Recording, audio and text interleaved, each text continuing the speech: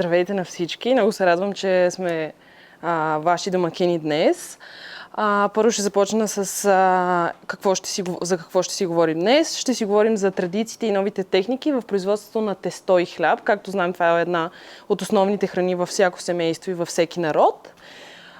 Първо ще се представя. Казвам се Виктория Станимирова. На 22 години съм. Родена съм в град София. Завърших немската гимназия тук в град София и след това заминах да уча бакалавър в Виена в Model University. Там учих хотелиерство и ресторантьорство.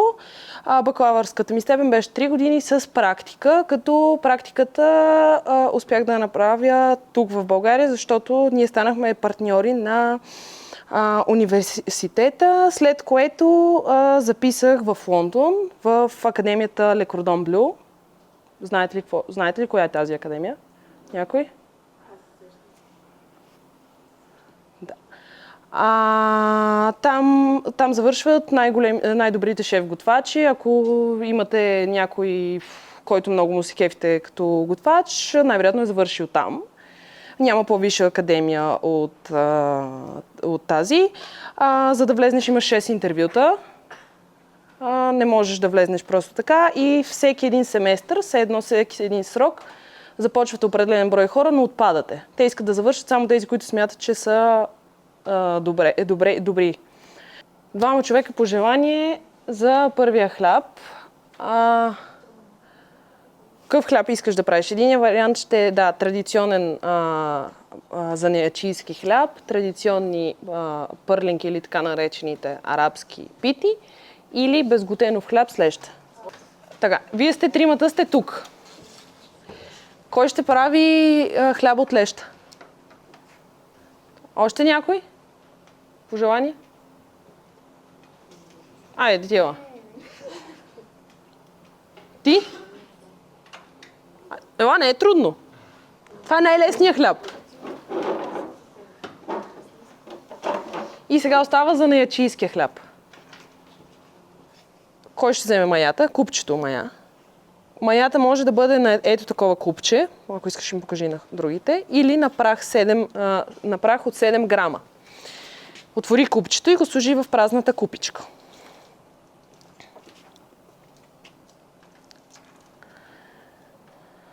През това време, някой от твоя екип, ти или ти, можете да вземете половината брашно и да го пресеете в купата. Ако искаш ти. Така. Докато той пресява брашното, ти можеш да вземеш маята и да натрушиш с виличка, представи си на малки парченца. Може да сложиш малко повече от половината, да не е точно половината, колкото дойде. Супер! Да.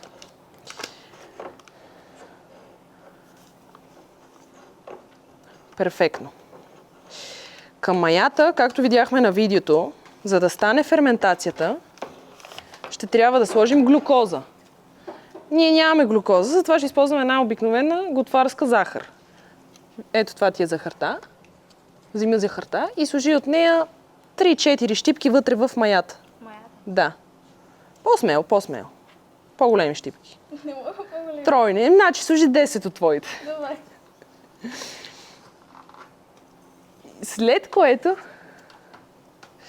След което вземи брашното и го изсипи цялото вътре. Сега ще ви дам на ръкавици, за да сте по-професионал. Ето тази вода и я добавяш в купичката. Нищо. С цялата вода и правиш кашичка от тези 3 съставки. Хубаво да се разбъркат. Докато се разбъркват, ние ще минем при колегите с традиционните пърлянки или арабските питки. Абсолютно едно и също е навсякъде. Вече имате брашно в купата. Нека един сложи половината кисело мляко от кофичката. Тези питки са много лесни, защото буквално са с 2 съставки. Кисело мляко и брашно. Заповядай. Да. Ти през това време можеш да сложиш една щипка... Да, вътре направо ето така.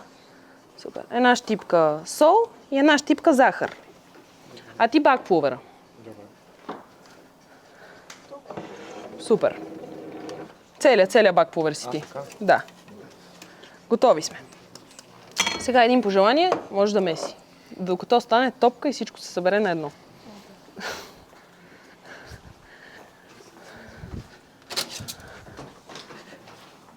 Нищо. Идваме на вашата интересна част. Заповядай.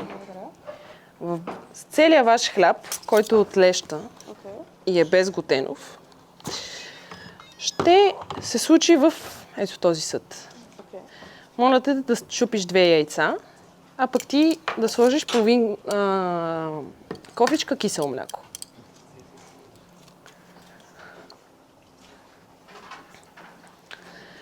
При вас... Добре. Браво. Супер. Сега чакаме... Сега ще дойда при вас.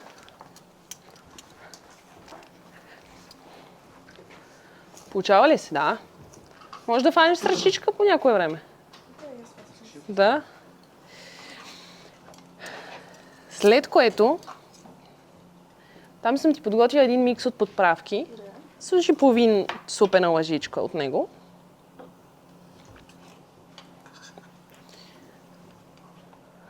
Супер. И в другото имаш бак пулвер и зехтин. Служете ги целите. Ако искаш, ти служи зехтин.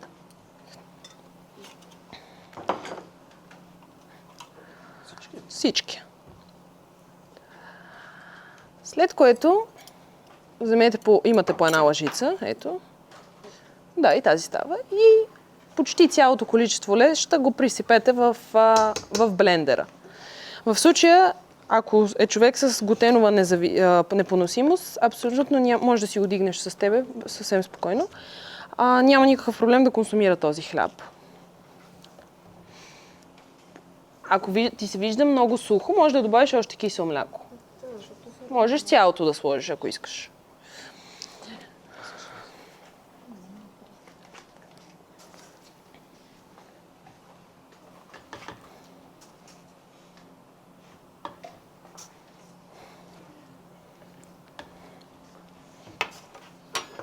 През това време аз ще ти дам ето в тази формичка да сложиш хартия за печене. Още, почти повече от половината, да кажем 3/4. Ето, заповядай. В тази форма сложи хартия за печене и ще помогнеш на твоите колеги, които ще им сложиш и на тях хартия за печене. Този хляб е от 3 съставки, супер обикновен, но после ще ви покажа как от занаячийски ще го превърнем в малко по-модерен вариант и при печенето ще му направим хрупкава, дълбоко пържена коричка. Докато се пече, ще получава и тази дълбоко пържена коричка. Може да почнете да месите. Обаче на нас не свърши. Ето, браво. Супер. Сложихте ли всичко? Супер. Okay. И сега затваряте капачката и блендираш. Така. Само дръж капачката отгоре. И чакаш да се изблендира до хомогенна смес. Всичко да се изблендира.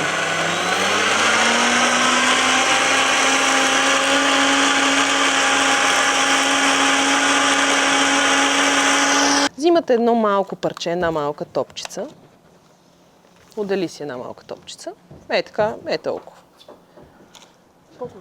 По-голяма, да. Така, слагаш я върху брашното. Така хубаво да се омеша. Пак я премесваш с брашното. Да не лепи. Супер. Взимаш точилката и разточвате в ето такъв кръг. Знаете как да разточвате, нали? Добре.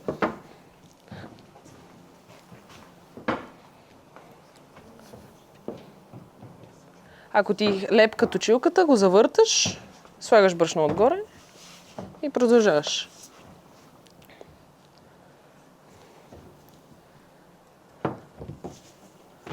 да е тънък кръг. Дори няма нужда да е точен кръг, може и да е леко правоъгълен кръг. Имаме ли едно? Да. Значи сега ти трябва да си разтечеш едно твое. Нека първо той. Добре, да, всеки да си направи по едно. Идваш при мене и чакаме котлона да загрее. Още не е готов. За да познаеш дали ще загрее, може да вземеш малко брашно и така да фърлиш. Ако започне да се пърли... Да. Ако започнеш да го виждаш да се виждаш, още не се пържи. Трябва да започне да се пържи. Като започне да се пържи, значи ти е загряла достатъчно мазнината. Слагаш. Слагаш просто ето така. Абсолютно. И сега чакаме да се сготви от двете страни. Горе-долу отнема по 3-4 минути на страна. Тя ще се издуе и ще видиш как ще стане хрупкава. Нали ще си готвач с ръка, ама аз ще ти дам с какво да обърнеш. Вие още трябва. До половината на... Мъжото малко. Нищо, не се притеснявай. Нищо, не се притеснявай. Разбира се.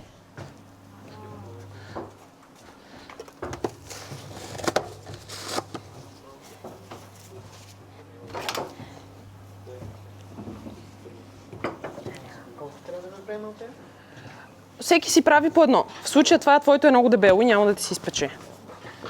Вземи си малко от тестото, скъси си го така наполовина и си го доразтечи. Разбираш? Оп. Още му трябва малко. Да. Така. Като пърленка. Като пърленка на тиган. В случая в нашите предци са го правили на камък или на някакъв вид пещ. Готов си. Вадиш си го тука. Давам ти лъжица с масло и си го намазваш с масло, за да ти стане по-приятно.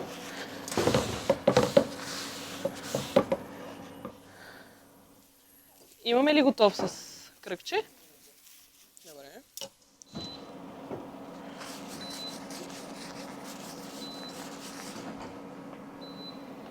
Имаме перфекционист в кухнята.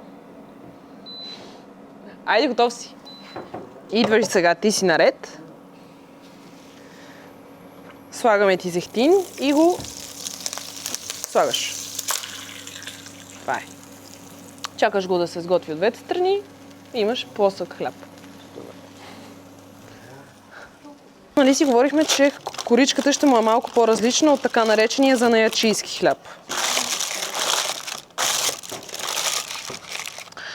Ще ти дам масло и ще те помоля по цялата дължина да сложиш купченца. Ей така. Тук, тук, тук. Да има достатъчно масло. Ето така, виж. Отдолу? По дъното, точно така. Ето така. Тук, тук, тук, тук. Да има навсякъде масло. Става ли? Браво. Благодаря. Още не.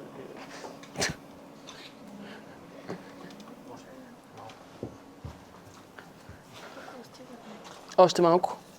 Малко. Супер си. Така, той като е готов, правите същата процедура. От тези хлябове после има за всеки по един. Така че всеки ще пробва всеки вид хляб.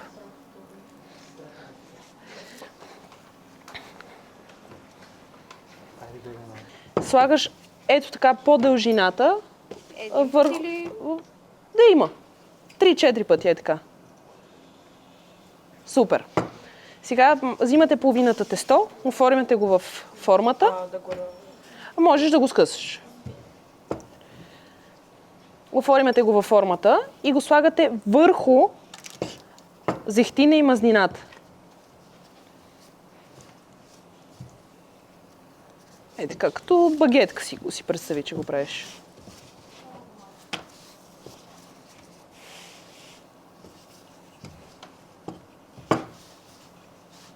В левия ти край е по-дебело, малко по-тънко го направи в левия край.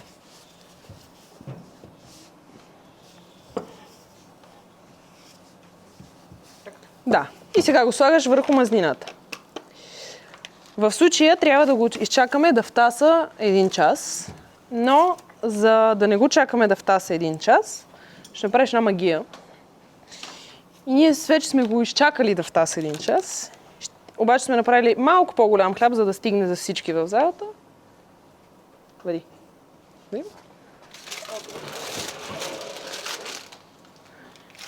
И ето го големия вариант на този хляб. Този какво го правим? Този ще го печеме. Но трябва да втаса 1 час. Както се вижда, виждате ли това? С хрупкава, изпържена коричка. Ето. Чуваш ли го? Това се получава от вашето тесто. Вие го изсипахте във формата сместа, която направихме. И сега трябва да го сложим да се пече. Понеже няма брашно, няма глутен, това нещо ще се пече доста дълго. Да кажем час и 10 минути на 180 градуса. Ще направим и при вас магията на предаването. Добре. Стой сега. Чакай.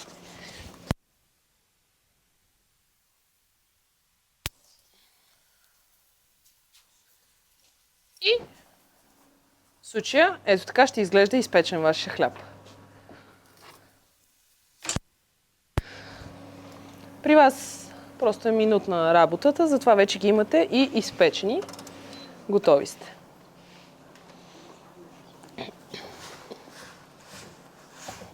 Браво, да. Супер. Слагаш си го. Супер е. Слагаш си го в това и сме готови. Ами, всеки изпече по един хляб. Така че сте готови. Това е. Остави го.